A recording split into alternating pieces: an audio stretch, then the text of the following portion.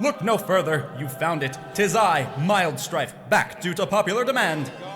I'm so glad you asked. Last time we went over our basic tools for cooking spicy combos, but there's always more knowledge to share. So without further ado, How to gain a spicy advantage by winning neutral. Don't you dare go easy on me. wait, what's neutral? Oh, it's when it's no one's turn and you're weighing your options to gain the advantage. Now, those options change depending on if you're here or there. But we aren't worried about here and there, we are worried about right here. And where here is this little spot where your movement suddenly changes. Here's a radius to clarify. This is where all our options make themselves available to us. This part is wider here. This is where neutral becomes complicated.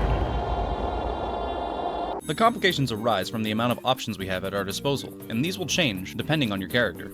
Firstly, I will not be going over rush chains. They can be found in the explanations menu under rush chain actions. These change per character, so you need to take the time to learn your character. Moving on to some crucial techniques.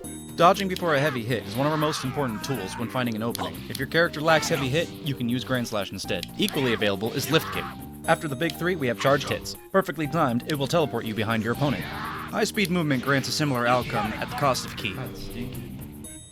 Some characters can sway after a dodge, extending your iframe significantly. I won't delve too deep into the application, but trust me, you learn if your character has this. I try to keep these tutorials as simple as I can. This is a basic tutorial, not an advanced one. That said, this is how to gain a spicy advantage, so we need to get into some theory. To keep it simple, I've boiled it down to 3 crucial points: identify their playstyle, adjust accordingly, and exploit their weakness. I prefer not to review fight footage for examples, but it's unavoidable here. So let's break down how to apply this to a match. Let's have a good fight. No holding back now. Well, you certainly know how to irritate me. I'll give you that. So in the early phases of a fight, the first thing you need to identify is their playstyle. So when we're looking at this Kale, we already understand that they are going for high-speed movement quite a bit. But we don't know that that's their only technique. We don't know that's the only thing they're trying to go for. But at this point, we have a hunch, because it's already landed twice, and it's likely they're going to go for a third time. And there it is. Now, I failed to adjust to this as quickly as I should have. You see, they start gaining the advantage, but once I'm fairly confident that this is the exact strategy they're going to keep going for, I finally make the adjustment, and you can see the results here. Once you've made the adjustment, so long as they haven't countered or employed any form of counterplay, just keep doing this, because you are now exploiting their weakness. On the other side of the field, let's identify why this doesn't work. They were using high-speed movement both offensively and defensively. High-speed movement can get very predictable. It uses a lot of ki. It's not very reliable. It should be used as an emergency.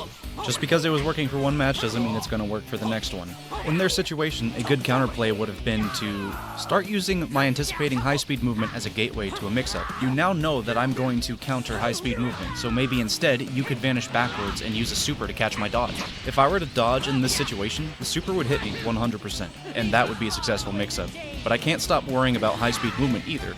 My own adjustment is now my weakness, and this is the kind of back-and-forth high-level gameplay we'd see. I do love the way your face contorts in anguish when you suffer defeat. If you've made it to this part of the video, I just wanted to say thank you, genuinely. I find myself getting pretty exhausted by all the negative media surrounding Sparking Zero, and that's why I began making these. Finding a good, lighthearted tutorial has become difficult, and I hope that putting this out in the world helps everyone who sees it. Now, if you're still here, that means you might actually care about what I have to say, in which case, I have a couple things to ask. If you want to help this video, please leave a comment. That's the only way this video will make its rounds and help other people, aside from you sharing it, of course. If you want to help my channel, subscribe and let me know what kind of content you want to see. I'd love to make more videos, but unless people ask, I don't know what it is they need to see. This has been an incredible project, and I just want to do more. Thanks for watching.